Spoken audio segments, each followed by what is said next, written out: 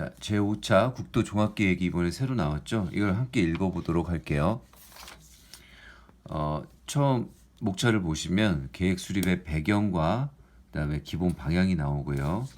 그다음에 본론에 해당하는 전략별 추진 계획이 나옵니다. 6가지가 나오죠. 그다음에 계획의 실행 방안이 나오고 그다음에 지역별 발전 방향 이것도 본론에 해당됩니다. 그래서 3편하고 5편 위주로 국토 종합 계획을 한번 보도록 해야겠습니다. 먼저 제1편부터 볼게요. 제1편은 계획 수립의 배경이고요. 제1장이 계획의 배경과 특징인데 여기에 사실은 뭐 중요한 핵심 내용에 굉장히 추상적으로 다 들어가 있는 거예요.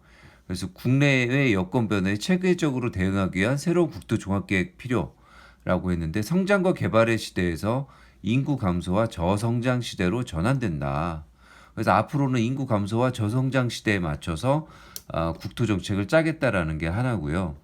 그 다음에 인구 감소와 저성장 시대로의 전환에 대비한 혁신적 국토 운영 전략 필요. 이게 지금 계속 반복되는 얘기입니다. 결과적으로는 기존에는 성장하던 시대, 그 다음에 인구가 늘고 경제가 성장하던 시대에서 이제는 저출산 고령화가 아주 정착이 되기 때문에 인구가 감소되고 인구 구조가 변화되는 시대다. 그래서 국토 발전 전략이 달라져야 된다. 이 얘기가 계속 나오고요. 그 대안 중에 하나가 4차 산업혁명의 성과, 이 기술 발달을 어떻게 국토부가 활용할 것이냐. 요 얘기가 계속 반복적으로 뒤에서 나오게 되는데 그 주제 의식이 이 국토종합계획에 일관되게 반영이 되고 있다 이렇게 보시면 되겠어요. 계획의 위상과 범위는 뭐 누가 뭐래도 이거는 최상위 국가 공간 계획이기 때문에 이것과 다른 도종합계획이나 시군종합계획, 지역계획, 부문별 계획이 있을 경우에는 이 계획 국토종합계획에 맞도록 조정할 것을 요청할 수 있다. 이런 위상을 가지고 있다고 보시면 되고요. 계획의 범위, 시간적 범위 보시면 2040년까지 이 계획이 계속 유지가 되지만 정권이 바뀔 때마다 얼마든지 변경은 가능하다는 거고요. 위상과 다른 계획과의 관계는 국토종합계획이 아까 도종합계획이나 광역도시계획, 도시기본계획, 도시관리계획보다 상위 계획이라는 거. 다른 지역계획이나 부문별 계획하고도 마찬가지고요. 자, 그다음에 내용의 범위는 뭐냐면 국토기원법 10조에 대한 기본적 장기적 정책 방향으로서 국토의 현황 및 여건 변화 전망에 관한 사항 등등 쭉 나오는데 여긴 좀 넘어갈게요. 계획의 연역을 보시면 이제 이 1972년부터 세워져 가지고 유신 때부터 세워져서 국토종합계획이 1차, 2차, 3차, 4차로 들어갔었고요. 2006년과 2011년에 정권이 교체될 때마다 수정계획이 수립 운영됐었어요. 근데 초기에는 국토에 대한 내용만 들어가 있었는데 뒤로 갈수록 다른 사회정책이나 다른 국가정책이 계속 반영되기 시작하는 그런 걸 볼 수가 있어요. 국토종합계획의 변천은 제1차 국토개발계획은 사실은 공업지역을 어디에 두느냐 이것이 가장 주된 포인트였고 2차 계획부터는 생활환경에 대한 얘기가 나오고요. 3차 국토종합계획은 사회 간접자본시설 이거를 어떻게 할 거고 또 지방 분산을 어떻게 할 거고 균형 발전 어떻게 할 거냐 그래서 지방 육성을 어떻게 할 거냐라는 얘기였다면 4차부터는 더불어 잘 사는 균형 국토를 추구하는 거였는데 이것이 노무현 정부 출범 때 한번 그다음에 이명박 출범 때 한번 내용이 달라집니다. 그래서 이때는 균형 발전이 국정 기조였지만 이때는 국가 경쟁력하고 4대강 살리기 이 위주로 가다 보니까 내용이 포인트가 많이 달라졌었죠. 그래서 이게 이제 4차 종합계획까지의 내용이었고요. 계획의 특징을 보시면 이 계획의 성격은 국토의 장기적인 국토 방향 전략, 국토 정책 방향과 전략을 선도하는 방향 제시자다. 그다음에 내용은 지침형이다라고 해서 어떤 내용을 국토의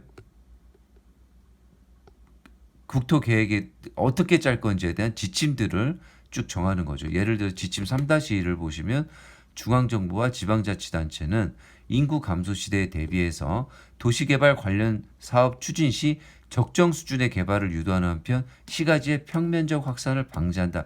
이런 식으로 수립 하위 계획의 수립 방향을 제시해 주는 쪽으로 수립이 돼 있다. 이렇게 보시면 됩니다. 근데 여기에 지금 굉장히 중요한 내용들이 많이 들어가 있죠. 도시개발 관련 사업 추진 시 적정 수준의 개발, 이제 큰 개발이 아니다.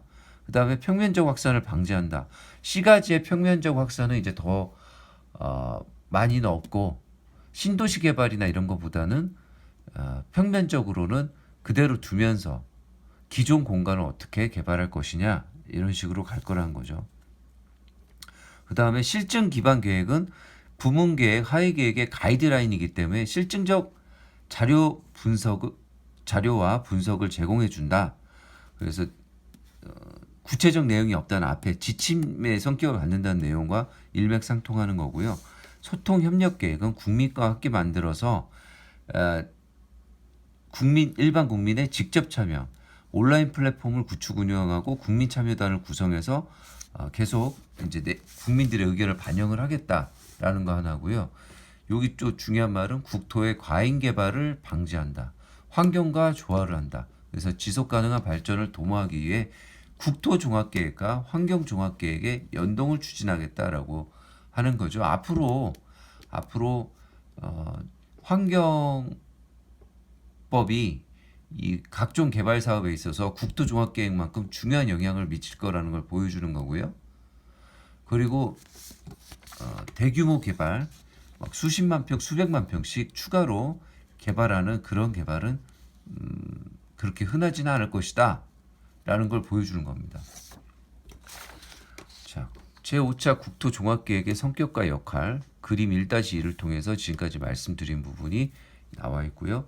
국민참여단의 목적과 운영이라고 해서 국민참여단을 통해서 이제부터는 1차 계획은 외국 전문가들이 수립했고 2, 3, 4차 계획은 국내 전문가들이 수립했다면 이제 제5차 계획은 전문가와 함께 국민이 직접 참여해서 국민 의견을 반영하겠다. 이런 내용이 들어가 있어요. 그래서 계획의 핵심 가치에서 더 나은 국토를 위한 국민의 바람, 국토계획 헌장을 정해놓고 여기에 맞춰서 나머지 지침들을 정했다라고 보시면 되고요.